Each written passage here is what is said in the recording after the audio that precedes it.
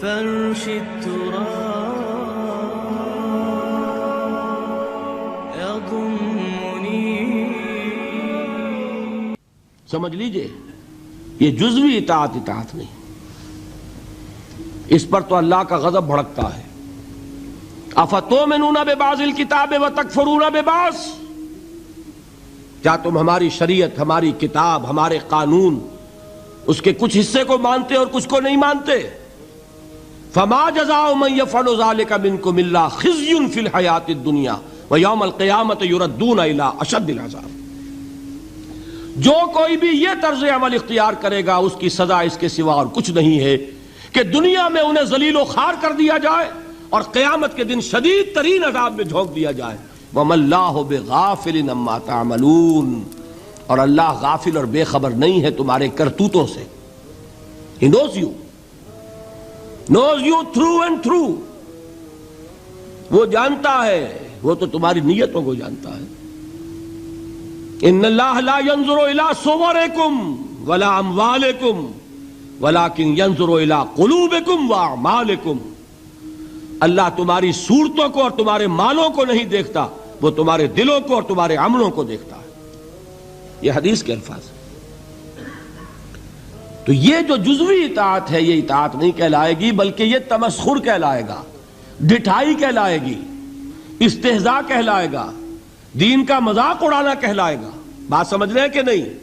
اور میں اور منطقی طور پر ثابت کر دوں کہ اگر آپ نے اللہ کے کچھ احکام مانے کچھ نہیں مانے تو جو مانے وہ بھی اللہ کے نہیں مانے. بظاہر بات میں بڑی عجیب کہہ رہا ہوں، اللہ کا ایک حکم آپ نے مانا ایک نہیں مانا. بتائیے جو نہیں مانا کیوں نہیں مانا؟ کہ نفس کو پسند نہیں. جو مانا کیوں مانا؟ کہ نفس کو پسند ہے. دونوں حالتوں میں کس کی بات مانی؟ نفس کی. اگر اللہ کی بات ماننی تھی تو پھر تو وہ بات بھی اللہ کی ہے. جب آپ نے اللہ کی ایک بات رد کر دی کیوں؟ کہ نفس کو پسند نہیں. اور جو مانی تو اس لیے مانی کہ نفس نے ویٹو ہے، اوکے کر دیا، ٹھیک ہے.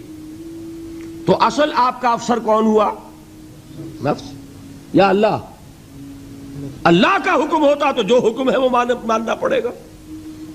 معلوم ہوا کہ آپ نے ویٹو دیا ہوا ہے نفس کو، تو جس کے پاس ویٹو اسی کی اطاعت. بظاہر آپ اللہ کا حکم مان رہے ہیں، حقیقت میں اپنے نفس کا حکم مان رہے ہیں. اللہ کہ آپ کی اطاعت کلی ہو، جو اللہ کا حکم سر تسلیم خم.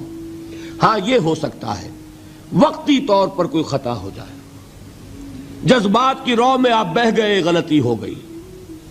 ایسا جب بھی ہوتا ہے فوراً توبہ کرتا ہے انسان. جذبات کا معاملہ ہوتا ہے جیسے کہ طوفان آتا ہے پہاڑی علاقے میں. میدانی علاقے میں سیلاب آئے گا تو آہستہ آہستہ آتا ہے اور آہستہ آہستہ اترتا بھی ہے. پہاڑی علاقے میں سیلاب آتا ہے تو طوفانی شکل میں آتا ہے، فوراً ختم بھی ہو جاتا ہے نا ایسا؟ جذبات کا معاملہ یہ ہوتا ہے. طوفان کی طرح جذبات چڑھے، اس وقت آپ سے غلطی ہو گئی، فوراً اتر جائے گا طوفان اور آپ پچھتائیں گے کہ میں کیا کر بیٹھا.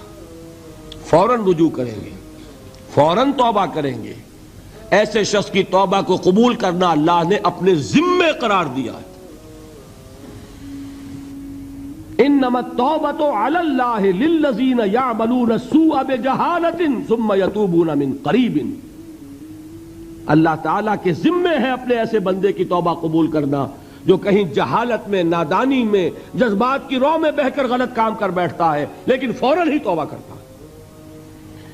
البتہ جان بوجھ کر آپ نے with cold reasoning، جیسے آپ کہتے ہیں نا cold blooded murder، ایک ہے جذبات میں آ کے کسی کو قتل کر دیا.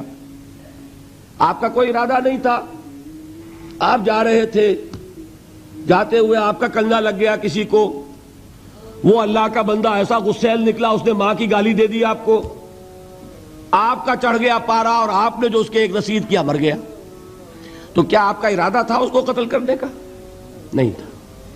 جیسے حضرت موسیٰ نے قبطی کے ایک گھونسا مارا، فَوَقَذَهُ مُوسَىٰ فَقَضَىٰ عَلَيْهِ، وہ ایک گھونسے میں ختم ہو گیا.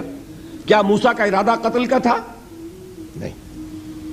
یہ اور 6 ہے، اور ایک ہے آپ گھر سے ہی چلے ہیں، آج مجھے اس کی جان لینی ہے، پستول لے کر چلے، سنبھال کر چلے، گولیاں گن کر چلے، اور تاک میں رہے کہاں موقع ملتا اور آپ نے مارا. اس کو کہتے ہیں کولڈ بلڈڈ مرڈر.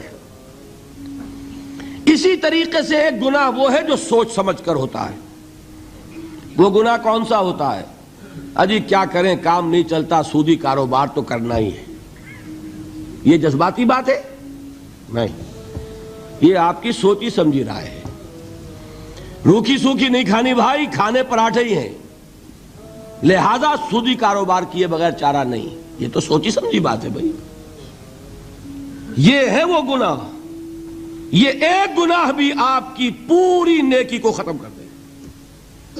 فما جزاء من يفعل ذلك منكم الا خزي في الحياة الدنيا ويوم القيامة يردون الى اشد العذاب. اہل علم کی توجہ کے لیے عرض کر رہا ہوں، یہ مفہوم ہے اس آیت کا. بلا من کسب سیئۃ واحاطت به خطیئته فاولئک اصحاب النار هم فیہا خالدون. جان بوجھ کر بڑا گناہ مستقل طور پر اپنی زندگی میں اس کو قائم کر لینا، وہ ایک چیز بھی، ایک مچھلی سارے تالاب کو گندا کر دے گی. هي الحلقات تحفظني بآيات من القرآن، هي الحلقات تملأني بحب المصطفى العدنان، هي الحلقات تحفظني